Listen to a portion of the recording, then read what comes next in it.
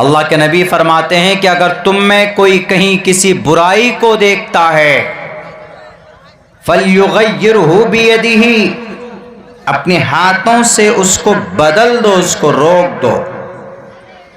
फ़इल्लम यस्तती फ़बिलिसानी, अगर हाथ से रोकने की ताकत नहीं है, सामने वाला मुखिया है, सामने वाला MP MLA, सामने वाला चीफ मिनिस्टर है, हम अगर आवाज बुलंद करेंगे तो हमें जेल में डलवा देगा। हम अगर उसके हाथ पकड़ने जाएंगे तो उसके बाउंसर, उसके बॉडीगार्ड्स वो हम पर बरस पड़ेंगे। आप में हाथों से रोकने की सलाहियत नहीं है। फ़इल्लम यस्तती फ़बिलिसानी, तो अपनी जुबान से आवाज बुलंद करो। मोबाइल के जरिए वीडियो क्लिप बनाकर उनको रोकने की कोशिश करो। फ़इल्लम यस्तती फ़बिलिसानी, लेकिन अगर हम बात भी करेंगे, किसी के खिलाफ बात करेंगे, तो वो भी हमको साजिश में डाल देगा। जुबान से भी नहीं कर सकते, हाथ से नहीं रोक सकते, जुबान से नहीं रोक सकते, तो कम से कम अपने दिल में ये जानो, he is a criminal, he is a murderer, कि वो एक जालिम है, वो एक मुजरिम है, वो एक अत्याचारी है। फ़इल्लम यस्तती फ़बिलिसानी फ़इल्लम यस्तती फ़बिक़ल्बी, दिल से बुरा जानो और दिल से कहो अपने दिल ही दिल में कि ये जो कर रहा है ये गलत है। किसी बुराई को दिल से बुरा मानना, वज़ालिका ज़अफ़ुल ईमान, ये ईमान का सबसे निचला हिस्सा। पता है मैं क्यों बोल रहा हूं जालिम और मजलूम के ऊपर? मुझे थोड़ी सी बात करनी है मौजूदा वक्त में इसराइल और फ़लस्तीन के ऊपर।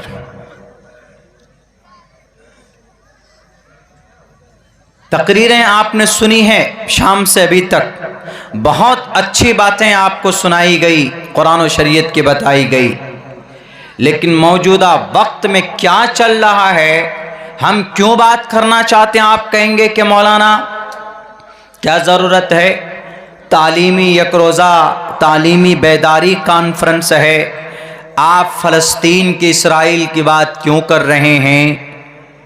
क्या ज़रूरत है? ज़रूरत है वो इसलिए कि फ़लस्तीन बैतुल मक़दिस जहाँ पर है, वो बैतुल मक़दिस जिसका चर्चा और तज़किरा कुरान करीम के अंदर है। सुब्हानल्लज़ी असरा बिअब्दिही लैलन मिनल मस्जिदिल हराम इलल मस्जिदिल अक़सा। अल्लाह के नबी अलैहिस्सलाम जब मेराज पर तशरीफ ले गए थे तो मक्का से उनका बुर्राक मस्जिद अक़सा पहुंचा था और वहां से फिर उनका सफर आगे हुआ था इलल मस्जिदिल अक़सा अल्लज़ी बारकना हौलहू। वो मस्जिद अक़सा नबूवत नमाज के फ़र्ज होने के बाद, नमाज किधर रुक करके पढ़ें? हम लोग पढ़ते हैं पश्चिम। जिधर क्यों पढ़ते पश्चिम के तरफ? इसलिए कि वहाँ बैतुल्लाह है, वहाँ हमारा क़िबला है, रुख उधर ही होना चाहिए, इसलिए पढ़ते हैं। लेकिन जब नमाज फ़र्ज हुई, नमाज की फ़र्जियत के बाद 16 या 17 महीने तक मस्जिद अक़सा की तरफ रुक करके नबी पाक अलैहिस्सलातु वस्सलाम ने नमाज पढ़ी, जिसको क़िबले अव्वल कहा जाता है। उस मस्जिद अक़सा के ऊपर इन यहूदी, इन इसराइलियों का कब्जा है। उस मस्जिद के अंदर घुसकर नमाज पढ़ने वालों को गोलियों से भून दिया जाता है। कलिमा पढ़ने वाले हैं। फ़लस्तीन आधे से ज्यादा अंबिया किराम का मस्कन रहा है। वो फलस्तीन जहां पर बड़े बड़े नामवर अंबियाए किराम हजरात रसूल का उनकी हिजरत की जगह रही है, वो फलस्तीन जिनकी अपनी जमीन और अपनी जगह थी, लेकिन इन यहूदियों ने, इस्राइल ज्यादा नहीं है, बहुत कम 50 से 60 लाख की तादाद इन यहूदियों की हो सकती है वहां पर इस्राइल में। उन्होंने तकरीबन 80%, आप यूं कहिए 90% जमीन पर फलस्तीनियों के इन्होंने कब्जा कर रखा। इस्राइलियों ने कब्जा कर लिया ताकत के बलबूते पर। और आपको शायद नहीं मालूम, अभी एक दिन पहले मासूम छोटे छोटे बच्चों का इलाज चल रहा था, अभी जंग हो रही है वहां पर एक हॉस्पिटल में, उस पे एक तोप का गोला, उस पे मिसाइल दागा है, 800 बच्चों के चीथड़े उड़ गए हैं हॉस्पिटल। लोग भागना चाहते हैं वहां से, उस शहर से निकलना चाहते हैं। आपके गांव में अगर कोई बम बरसा दे, आपके गांव का कोई लाइट बिजली काट दे, आपके गांव में पानी का कनेक्शन है तो उसको काट दे अगर कोई, तो आप क्या करेंगे? वहां से भागेंगे। आप कहां जाएंगे? करीब के गांव में जाएंगे या किसी रिश्तेदार के यहां जाएंगे। लेकिन अगर वह करीब का बस्ती वाला आपका बॉर्डर बंद कर दे, आपका रास्ता बंद कर दे, तो आप क्या कहेंगे? फलस्तीन में एक जगह है, छोटी सी पट्टी है गजा, उस गजा की लंबाई 46 किलोमीटर, चौड़ाई 12 से 6 किलोमीटर है। उस गजा पर हमले हो रहे हैं, मरने वाले मासूम बच्चे, पिछले 10 दिनों में 10,000 लोग मर गए, मार दिए गए। वो लोग सिर्फ मारे नहीं गए बल्कि पानी उनका बंद कर दिया है, लाइट और बिजली काट दी गई है, दवा बंद है। 2 बॉर्डर उनका इस्राइल के तरफ खुलता है, एक बॉर्डर उनका मिस्र के तरफ खुलता है।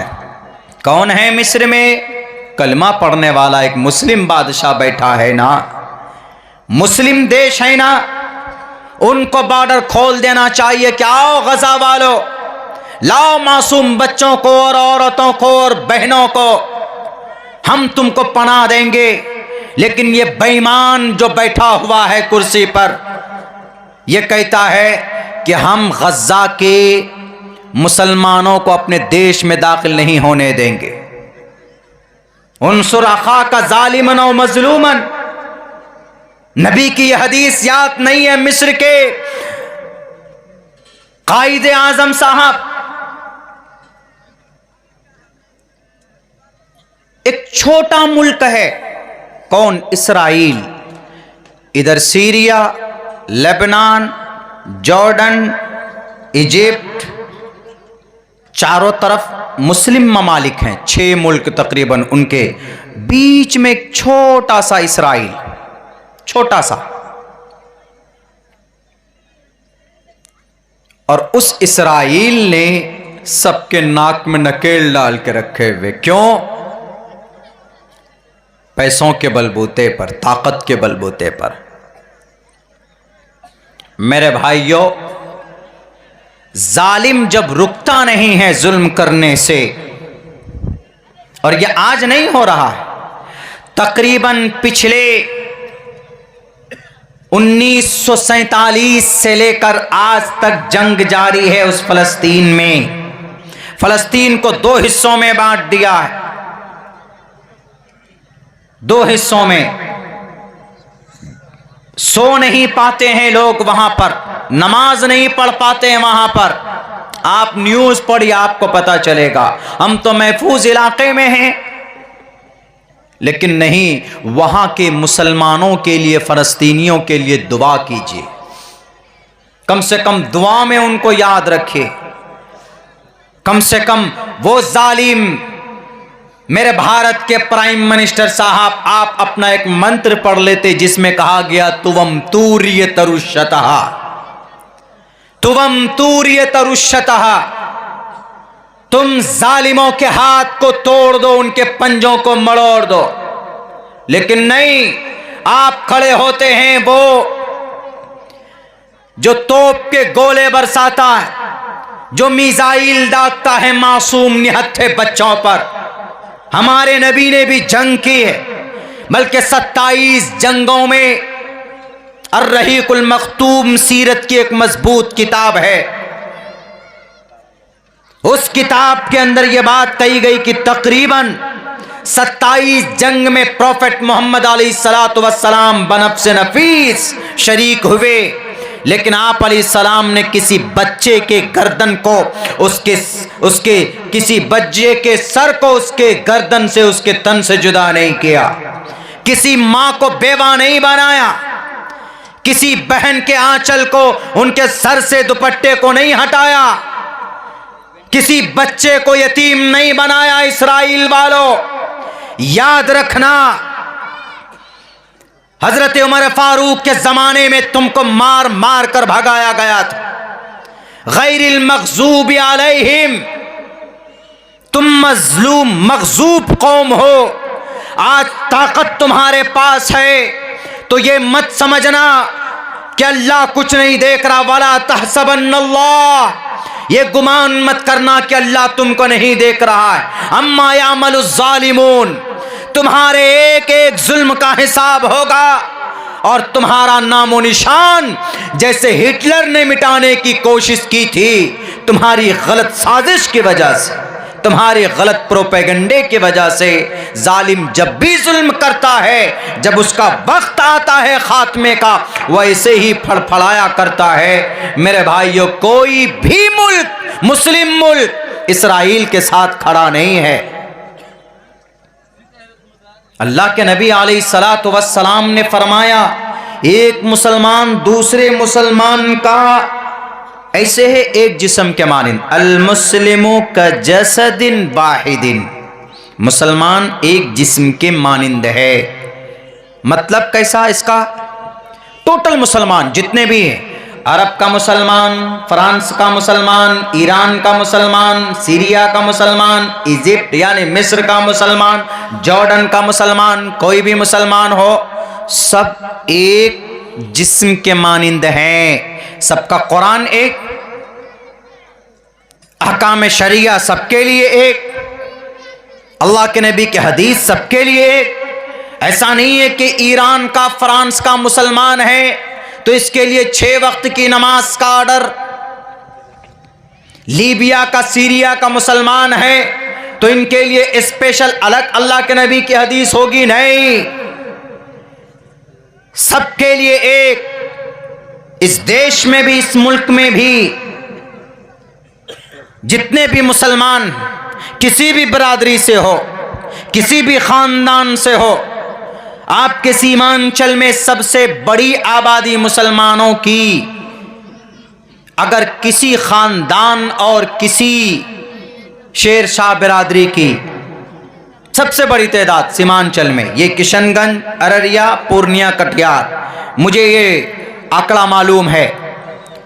शेरशाहबादी बिरादरी, और उधर चले जाएंगे किशनगंज के तरफ सुरजापुरी बिरादरी, हमारे जोकी साइड में जाएंगे खुट्ठा जिसको पुलिया बोलते हैं, और दूसरी तरफ कहीं जाएंगे, कहीं शेख है, कहीं अंसारी है, कहीं सैयद है। लेकिन इसका ये मतलब नहीं you are Syed, you are different, you are respectable more than other community. No, Allah के सामने में मकाम मर्तबा आपके अमल से पहचाना जाता है। ऐसा नहीं कि हम अगर पठान है तो I am a Pathan, therefore we should call to king, हमें बादशाह कहो, ऐसा नहीं है। जितने भी मुसलमान हैं दुनिया में एक जिस्म के मानिंद। क्यों ये तशबीह दी अल्लाह के नबी ने एक जिस्म के मानिंद? इसलिए समझाने के लिए कि जैसे जिस्म में, आपके हाथ में, आपके पैर में, आपके किसी अज़्म में अगर ज़र्रा बराबर कट लग जाए, थोड़ी सी तकलीफ पूरे बदन को होती है। आपका पैर कट जाए तो आप पूरे बॉडी को लंगड़ा लंगड़ा के चलते हैं। क्यों? आपके पैर में नुकसान हुआ है, जख्म हुआ है, लेकिन आपका पूरा बदन बेचैन है। जस्ट लाइक दैट, सेम इसी तरीके पर अगर फ़लस्तीन के मुसलमानों पर जुल्म ढाया जा रहा है, वहां के मासूम निहत्थे लाचार बेबस मुसलमानों के घरों में जनाब मिसाइल दागे जा रहे हैं, वहां के हॉस्पिटल को टारगेट किया जा रहा है, तो फ़लस्तीन वाले तो दर्द महसूस करते हैं। पूरी दुनिया के मुसलमानों को दर्द महसूस करना चाहिए, चाहे वो इंडिया का मुसलमान हो, चाहे वो बांग्लादेश का हो, श्रीलंका का हो, लेबनान का हो, सीरिया का हो, कि ईरान का हो, कि इराक का हो, कि जॉर्डन का हो, कि यूक्रेन का हो, कि स्पेन का हो, कि अंदलुस का हो, कि वेस्ट इंडीज का हो, कि श्रीलंका का हो, कहीं का भी मुसलमान हो, आवाज बुलंद करना चाहिए। लेकिन फ़लस्तीन में इसराइल का जो नंगा नाच है, उनके नंगा नाच के खिलाफ पूरी दुनिया के इंसानों को आवाज बुलंद करनी चाहिए। अगर फ़लस्तीन का मुसलमान अपनी ज़मीन को बचाने के लिए, अपनी जान की रक्षा के लिए अगर सर पे कफन बांधकर मैदान में निकले हैं, तो उनको आतंकवाद नहीं कहा जा सकता। मीडिया वालों, अगर इसराइल बम बरसाकर अपने आप को सुपर पावर कहलवा सकता है, तो फ़लस्तीन अपनी मुल्क और जान की हिफाजत करने के लिए, तलवार उठाने के लिए उनको आतंकवाद नहीं कहा जा सकता। पूछो, अगर बम फेंकना आतंकवाद है तो कहो मुल्क अमेरिका को कि तुम आतंकवाद हो, इसलिए कि अफगानिस्तान में हजारों लाखों मुसलमानों के खून से उसके हाथ रंगे हुए। जब उन्होंने बम की बरसात की अफगानिस्तान में, किसी ने कहा कि अमेरिका आतंकवाद है। जब इराक की ईंट से ईंट बजा दी, किसी ने कहा कि अमेरिका आतंकवाद है। जब सीरिया और जनाब चेचेनिया, बोस्निया के ऊपर वहां के मासूम के खून से पानियों के तरह बहाया था, वहां के मासूम मुसलमानों के खून को, किसी ने कहा था कि तुम आतंकवाद हो। तो इन फ़लस्तीनी जो अपनी इज्जत के लिए, अपनी जान के लिए, अपनी ज़मीन के लिए मुकाबला कर रहे हैं, इन जालिम दज्जाल के दोस्त इसराइलियों से, इन यहूदियों से, तो उनको आतंकवाद नहीं कहा जा सकता, बल्कि वह अपने देश की रक्षा के लिए लड़ रहे हैं, तो वह मुजाहिद हैं, मुजाहिद। वाइद्दू लहुम मस्ततातुम मिन क़ुव्वा व मिन रिबातिल खैल तुरहिबून बिही अदुव्वल्लाह। अल्लाह का फरमान है, अल्लाह का फरमान है मुस्लिम कंट्रीज के लोगों कि अपने पास भी कुछ रखो, तुम गुलामी मत करो इसराइल की। पैसा है इसराइल के पास, उनकी गुलामी करते हैं। अभी अगर कतर अगर इसराइल को पेट्रोल और डीजल और गैस बंद कर दे, तो अभी अमेरिका की हैकड़ी निकल जाएगी। कतर में मुस्लिम हैं, अगर कतर से टोटल तेल सप्लाई होता है, ये जितने भी मुस्लिम कंट्रीज हैं उन जगहों के ऊपर अगर ये स्ट्रॉन्ग हो जाए, तो आज मामला फ़लस्तीन के ऊपर जो हो रहा है जुल्म ज़्यादती, वो रुक जाएगा। लेकिन नहीं मालूम क्या हो रहा है। आपस में मुख्तलिफ हैं लोग, और जब लोग मुख्तलिफ हो जाते हैं, जब लोग मुंतशिर हो जाते हैं, तो फिर अल्लाह के तरफ से मदद नहीं आती। ये ज़ाब्ता है। हमारे भारत के अंदर देख लीजिए मुसलमान कितने गिरोहों में हैं। पूरे वर्ल्ड में देख लीजिए मुसलमान तकरीबन 1 अरब 98-92 करोड़ मुसलमान है पूरी दुनिया में। इन इंटायर वर्ल्ड, पूरी दुनिया में इतनी बड़ी तादाद मुसलमानों की। यहूदी कितने हैं? पूरी दुनिया में यहूदी इस वक्त 1,25 से 30 लाख पूरी दुनिया में, इससे ज्यादा नहीं है। और इसराइल में यहूदी कब आए थे? तो बहुत पहले